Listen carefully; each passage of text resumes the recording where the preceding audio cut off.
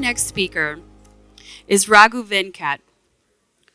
Raghu started his career as a biostatistician at the Karmanos Cancer Institute, and later on, during the Great Recession, he worked as a statistician at Flagstar Bank and Bank of America on their mortgage portfolio.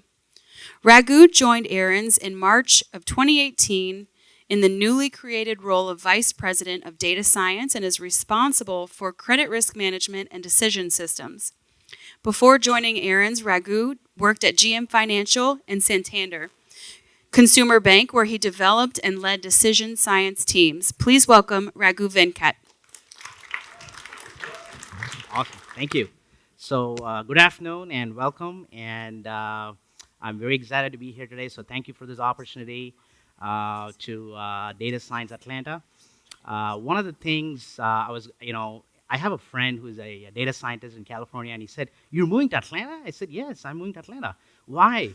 I said, "It feels like you're in the middle of a random forest, and the trees are gradient boosted, and the traffic is like an ensemble model." So anyway, I don't really understand, but I'm still trying to figure this out.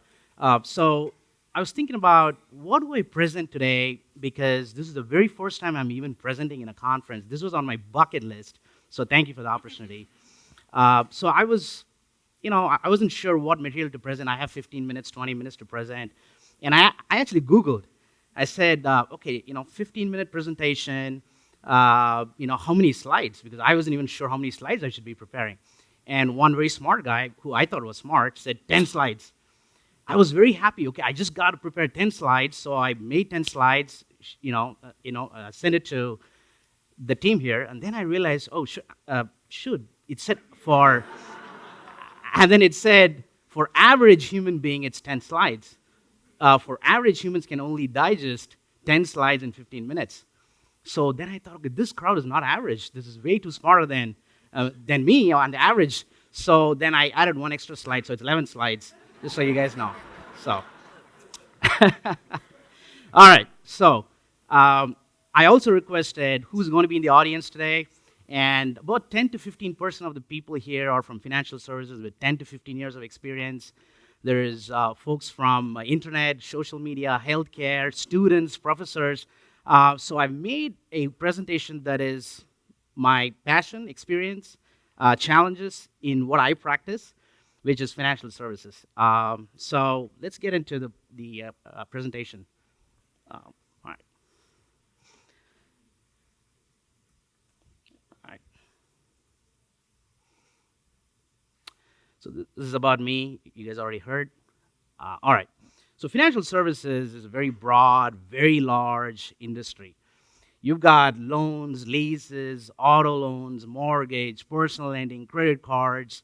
You've got investment banking, wealth management, savings, deposits, you name it. It's such a large industry. I probably even haven't named all of them here.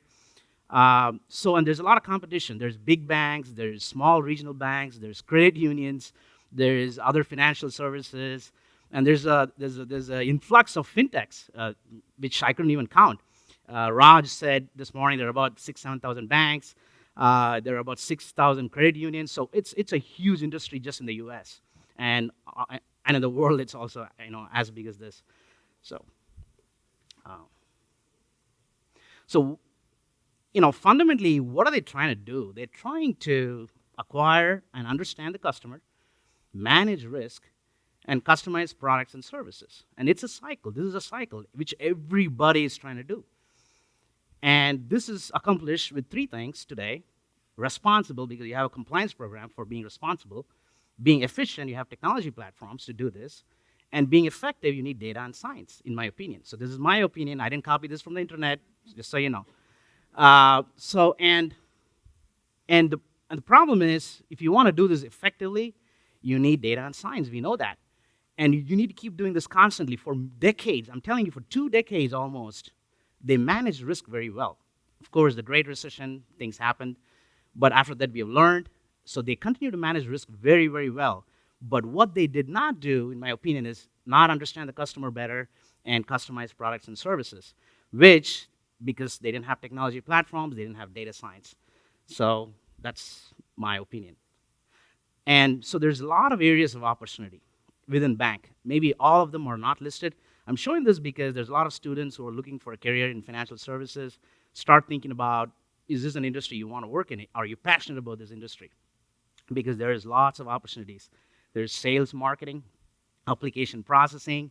You have approve, decline kind of decisioning. You have approve and decline a customer for credit. There's pricing, there's profitability, there's fraud, cybersecurity. All of these things listed here require data science, and it's just growing. And some of the areas the traditional banks, especially, haven't even touched. So you have fintechs that are able to do this very effectively, and that's why you're seeing a explosion of fintechs in these other areas like cybersecurity, fraud, and things like that. So anyway. Okay, so this industry is also highly regulated. Some of you are from the healthcare industry, so the things that we're going to talk about or maybe apply to you. So I wanted to find a topic that's of interest so that it's common to our industry and some other industries. So regulations is probably common to a few industries. One, financial services, banks, they're highly regulated. So any models that we build, we have to explain it to not just the regulators, to the model validators, internally, externally. So there's a heavy emphasis on explanation. How did you build the model? How did you select variables? How much variables contribute to the final prediction? So all of these things matter. I know explainable AI is still under research, in my opinion, and we're going to talk about it too. So these are some of the regulatory bodies that govern models and ask questions about models. There is even a Federal Reserve guidance from the Federal Reserve saying the models have to be computationally, mathematically, and statistically correct. And the staff doing model validation have to be qualified to do their job. So we better understand what we're doing before you guys want to have a job in the financial services industry. So, one of the questions that keeps coming back again and again is, what is the variable contribution in a machine learning model? And because this is important, because the financial services companies, when they approve and decline people, they have to send out decline letters. And the science for variable contribution is not perfect, and we're going to talk about this in a second. I'm here to learn. If any of you have any ideas how to figure out variable contribution in a machine learning model, please connect with me on LinkedIn offline. I'm willing to have a chat with you guys. So when you approve and decline people, you have to send a decline letter, and you have to give them 4 reasons. If your model has 200 variables, and you have to send 4 reasons, what would those 4 reasons be? The top 4 reasons why you decline an application. This is a serious matter because you could be declining somebody who is Hispanic, you could be declining somebody who is African American, we don't know, or somebody who is age 60 plus. So there are implications. So we get these questions a lot. And other one is from the field, from people who are actually running your business, either in the store, point of sale, people who run the banking on the online internet, mobile phones. So there are so many channels. One question we get is, hey, FICO score is 700. Why did our model decline this guy? 700 is a great score. We all have FICO scores, right? So how do you explain that? There's no exact science to it, especially when you have a machine learning model. At least we haven't figured it out. If any of you have figured it out, please let me know, because I've had this conversation with many vendors. In fact, I remember this joke. 2 years ago, we met with a vendor, and I asked, he's used deep learning to do his model, and he's selling this model to all the banks. And I said, how do you guys come up with the 4 reasons that I talked about? He's like, he said something like, we use small trees. Whether you use small trees or large trees, the problem is still the same. So I don't get good answers from the vendors. I think he was using a gradient boosting model, and then to boost that, he was using deep learning. Anyway, so all of these are challenges. Okay, I'm just here to present some challenges, and I'm looking for solutions as well because I can learn from them. So one of the ways that banks dealt with this variable explanation problem is something called binning, which they've been doing for decades. Okay, and this is used for it's a terrible idea if you think about it, but it's easy to explain. So they take a continuous variable and put them in buckets. which is called binning, and there are several ways to do this, and some even have proposed using machine learning to do this. But essentially, they use these weights, which is called the weight of evidence, to build their models, to explain, to impute missing data. So all of that can be handled by doing this, and they've been doing this for decades, right? And so in my personal opinion, I don't know how long this is going to last, because if we find a way to explain our machine learning models, maybe this will go away. I'm not sure. So that is something of interest to me, and I'm continually looking for some solution for that. And the other thing is, one of the ways they were able to come up with the 4 reasons is by using a neutral value, and then comparing the neutral value to the other values, and then coming up with how far are we from the neutral value, and they were able to explain the 4 reasons that we talked about. And so some of the ways that I've been researching and I've found useful for me, which some of you can use for your research purposes, I found this paper back in 2009 by David Hand from Royal Statistical Society, who explained in his paper that how you can come up with reasons when you have other modeling technology. This was back in 2009.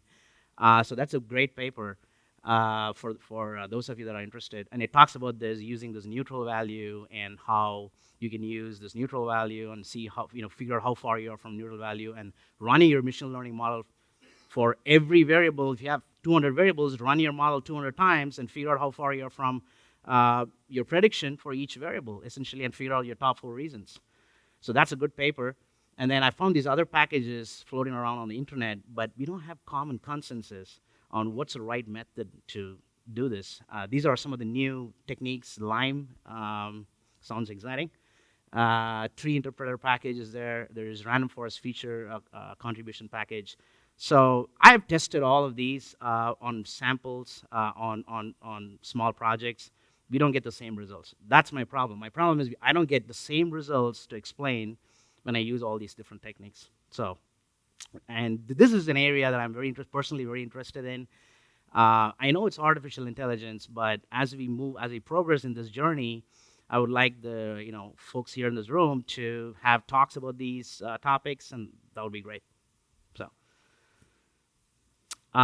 So this other challenge that I face is, as I build my teams in companies, one of the things I often find is there are some challenges with how data science teams are organized in many banks, especially, and even financial services companies.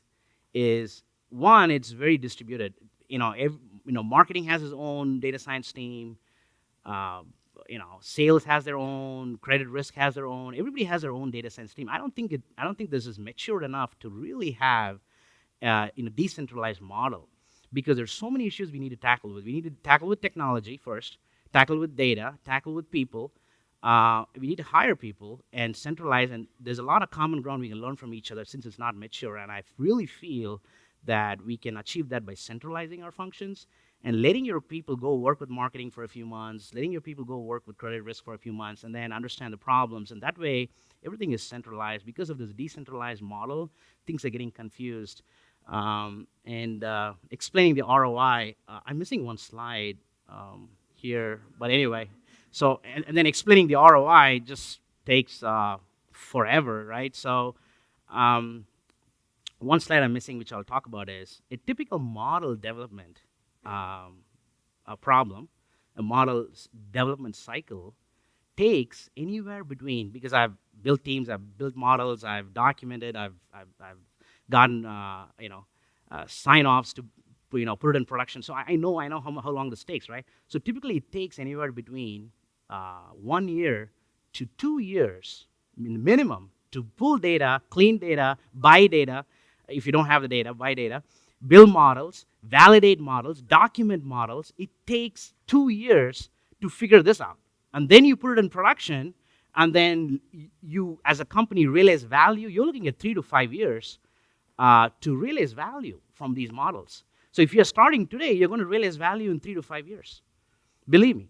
and we have seen this over and over again. So I think a lot of the vendors here are doing a great job of having products and services that they have that they provide to cut short that cycle, so we can help companies really use these technologies and artificial intelligence and machine learning.